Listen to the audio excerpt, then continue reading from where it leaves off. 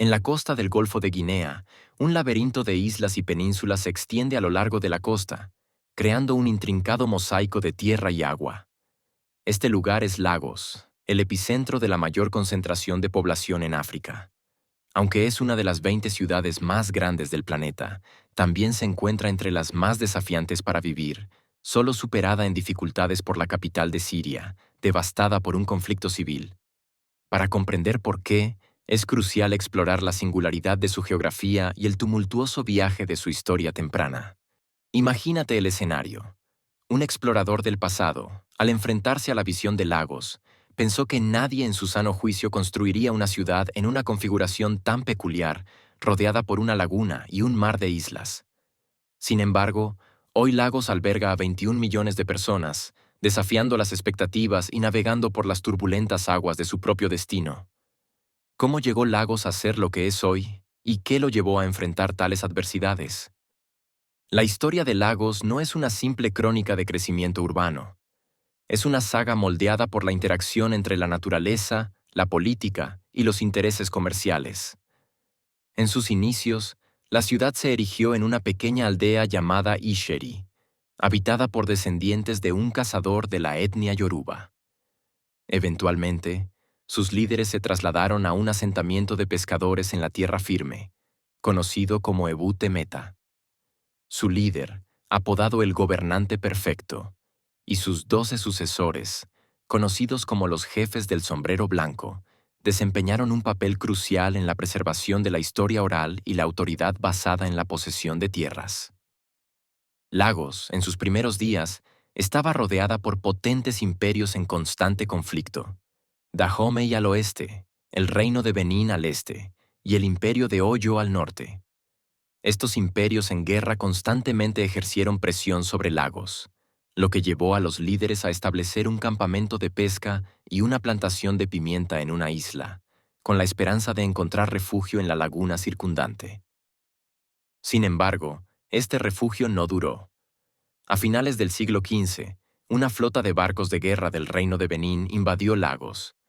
En ese entonces, el reino de Benín era uno de los imperios más avanzados y poderosos de África Occidental. Esta invasión marcó el comienzo de un dominio de 150 años sobre Lagos, durante el cual la ciudad vivió una transformación significativa bajo el control de Benín. Podemos reconstruir cómo era Lagos en el pasado a partir de las descripciones de comerciantes y exploradores europeos, así como de sus mapas antiguos. En un mapa portugués del siglo XV, se puede ver la laguna de Lagos, pero no hay rastro de asentamientos o pueblos. En 1485, un escudero del rey de Portugal visitó la ciudad y concluyó que no había recursos valiosos allí, salvo esclavos. Esto llevó a los portugueses a centrar sus esfuerzos en otras regiones de Nigeria y África, estableciendo relaciones con lugares como Ijebu-Ode, el reino de Benín, Angola y la isla de Santo Tomé. Sin embargo, la situación cambió drásticamente hacia finales del siglo XVIII. El rey de Lagos extendió una invitación a los comerciantes de esclavos portugueses para que se establecieran en la ciudad. Esto fue una oportunidad perfecta para ellos, ya que se habían visto excluidos de los puertos de esclavos más prominentes controlados por británicos, holandeses y franceses al oeste. La llegada del comercio de esclavos enriqueció enormemente a los líderes de Lagos, quienes adquirieron bienes de lujo de la India y Europa y ganaron un mayor poder político. Con este poder, lograron una independencia cada vez mayor del reino de Benín, y Lagos estuvo a punto de convertirse en una ciudad-estado autónoma. El entorno internacional también empezó a influir en Lagos. El califato de Sokoto estaba expandiendo su dominio en el norte de Nigeria, lo que provocó el colapso del imperio de Oyo. Este colapso intensificó las hostilidades entre los Yoruba, aumentando la disponibilidad de esclavos en Lagos. Simultáneamente, la Revolución Francesa llevó a una campaña contra el comercio de esclavos en las colonias francesas de África Occidental. Durante una década, la escuadra naval francesa patrulló la costa, deteniendo a traficantes de esclavos y confiscando sus barcos. Esto hizo que Lagos se convirtiera en un puerto aún más crucial para el comercio de esclavos. Aunque Napoleón reinstauró el comercio de esclavos una década después, El gobierno británico ya había prohibido la esclavitud, y la Armada Real asumió el control de la vigilancia de la costa. Este periodo marcó el apogeo de la revolución industrial en la era victoriana. La esclavitud estaba en declive y la colonización avanzaba rápidamente. Aunque se ha argumentado que los británicos querían abolir la esclavitud por motivos altruistas, la realidad también incluye el interés en el aceite de palma de Nigeria, un recurso valioso para la industria británica. Los comerciantes británicos estaban ansiosos por acceder a este aceite, que se utilizaba en fábricas en Inglaterra como lubricante industrial, lo que añadía una motivación económica a su campaña contra la esclavitud. En el corazón de África Occidental, Lagos estaba al borde de un cambio drástico en 1841. El nuevo rey, Oba Akitoye, había asumido el poder, pero su reinado se vio rápidamente amenazado por su rival Kosoko, su propio sobrino, quien creía que él, no Oba Akitoye, debía ser el rey legítimo. La rivalidad culminó en 1845, cuando Kosoko usó la fuerza para derrocar a Oba Akitoye y se proclamó rey en su lugar. Exiliado en Badagry, Oba Akitoye vio una oportunidad en la creciente crisis política. Se acercó a los británicos con una oferta. Si le ayudaban a recuperar el trono, él prohibiría la esclavitud y permitiría la entrada de comerciantes y misioneros británicos.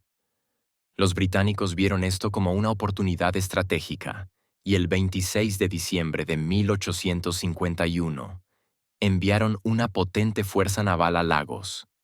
El HMS Bloodhound, el HMS Teaser y una flotilla de barcos rodearon la ciudad en una demostración de poder. La batalla que siguió se prolongó durante 3 días, devastando la mitad de la ciudad y forzando a Kosoko a rendirse. Con Kosoko fuera del poder, Oba Akitoye fue reinstalado como rey y rápidamente firmó un tratado que ponía fin al comercio de esclavos. A pesar de sus esfuerzos, Oba Akitoye falleció solo 2 años después. Los británicos, decididos a consolidar su influencia, presionaron a su hijo para firmar un tratado que transformaba a Lagos en una colonia británica. Así, en 1862, Lagos se incorporó oficialmente al Imperio Británico en expansión. Sin embargo, la ciudad no ofrecía mucho de inmediato.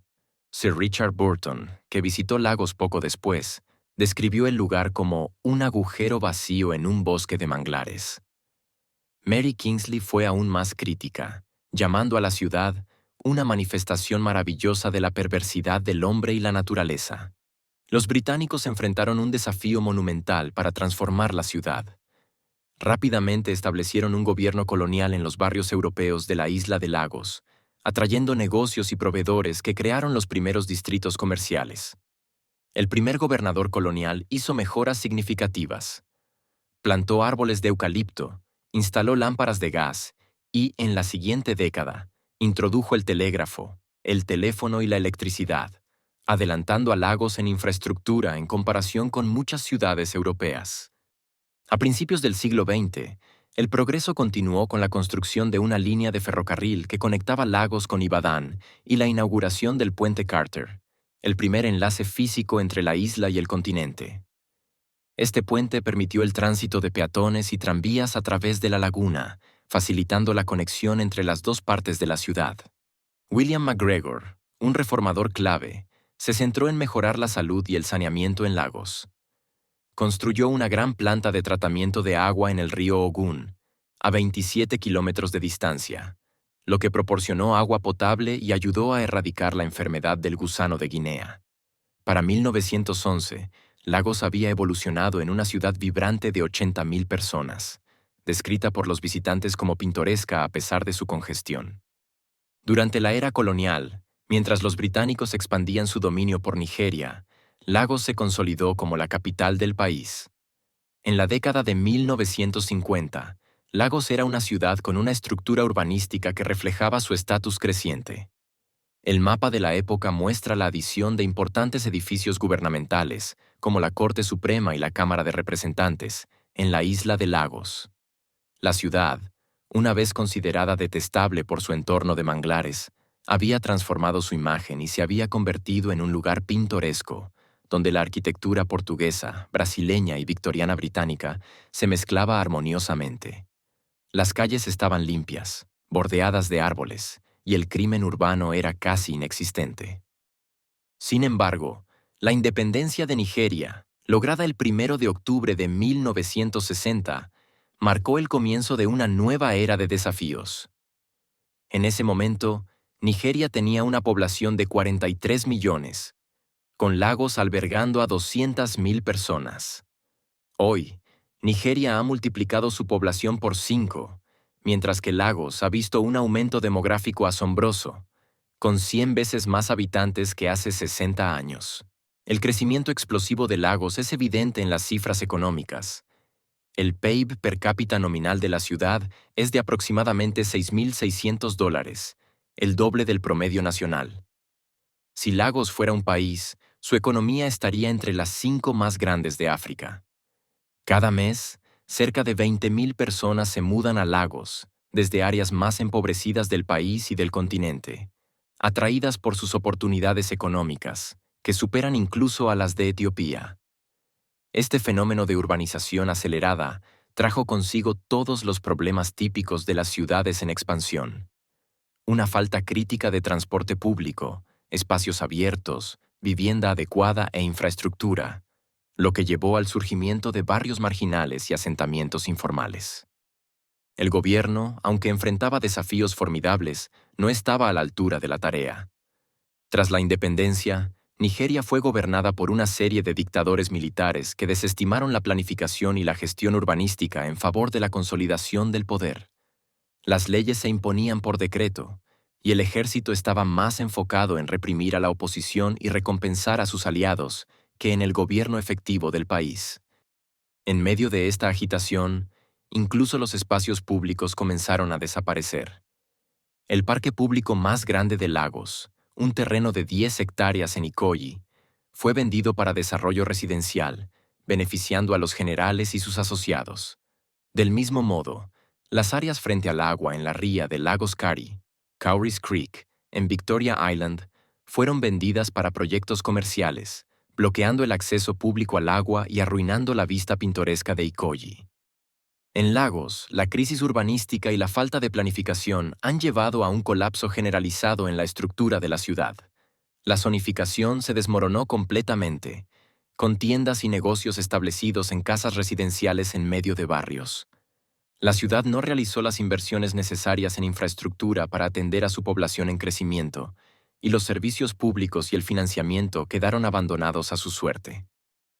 Para la década de 1990, Lagos se había convertido en un ejemplo de disfunción urbana, gestionada como si no hubiera gobierno efectivo. Los militares, al mando durante ese periodo, no asumieron responsabilidad alguna por el deterioro de la ciudad, y en 1992, el gobierno decidió trasladar la capital a Abuja, dejando a Lagos en su estado caótico. La falta de inversión por parte de los militares es la raíz de muchos de los problemas que enfrenta Lagos hoy. Un claro ejemplo es la crisis del agua. A pesar de estar rodeada de fuentes de agua dulce, la ciudad no puede proporcionar agua limpia a sus ciudadanos.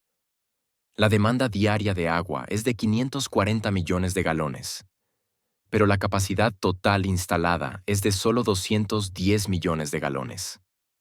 Esto deja a un tercio de la población sin acceso a agua potable, mientras que el 50% no puede obtener agua limpia en absoluto. El gobierno también fracasó en la regulación de las empresas locales que han contaminado la laguna de Lagos con metales pesados como plomo, cromo, níquel y cobre. La laguna se ha vuelto tan tóxica que Lagos ahora depende en gran medida del agua del río Ogun, ubicada fuera del estado. Resolver este problema podría costar al gobierno $2,5 billones, un monto que dobla su presupuesto anual, y es solo uno de los muchos desafíos que enfrenta la ciudad. La falta de infraestructura de saneamiento es otro problema grave. Lagos produce alrededor de 15.000 toneladas métricas de desechos diarios, suficientes para llenar más de 520 contenedores de envío de 20 pies. La recolección de desechos es inadecuada, y gran parte de la basura termina en las aceras, espacios abiertos y, por supuesto, en la laguna de Lagos. Este problema de eliminación de desechos destaca la necesidad urgente de planificación tanto para la población como para la infraestructura. Incluso si el gobierno de Lagos lograra limpiar toda la basura, establecer un sistema eficiente de eliminación de desechos y colocar contenedores por toda la ciudad, no hay garantía de que los residentes dejaran de arrojar basura. La planificación urbana en los países en desarrollo implica tanto diseñar la infraestructura como gestionar la conducta de las personas. El Estado necesita encontrar soluciones para manejar a la enorme población pobre de la ciudad, no solo para organizar los espacios que ocupan. Sin embargo, hasta ahora, ha fallado en ambos aspectos. Así es como un lugar una vez inhóspito se convirtió en la ciudad más poblada de África, pasando de ser descrita como un paraíso en la tierra a ser comparada con zonas de guerra. En los últimos 15 años, las autoridades han hecho esfuerzos significativos para aumentar la recaudación de impuestos, restaurar la infraestructura básica y expandir los servicios públicos. Han logrado avances notables en el sistema de transporte masivo, como la reciente inauguración de la línea azul del Metro de Lagos, que transporta a miles de pasajeros diariamente. A pesar de estos esfuerzos, el gobierno sigue lidiando con el legado de décadas de abandono.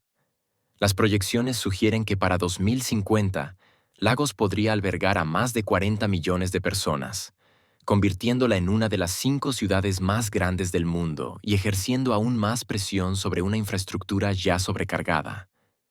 A medida que la población sigue aumentando, los problemas de la ciudad se volverán más complejos. Planificar para las personas, gestionar los espacios y enfrentar el hecho de que la ciudad se hunde el doble de rápido que el promedio global es un desafío monumental. La pregunta sigue siendo, ¿podrá Lagos superar estos obstáculos y qué aspecto tendrá si lo logra? Muchas gracias por tu atención. Nos vemos en el próximo video.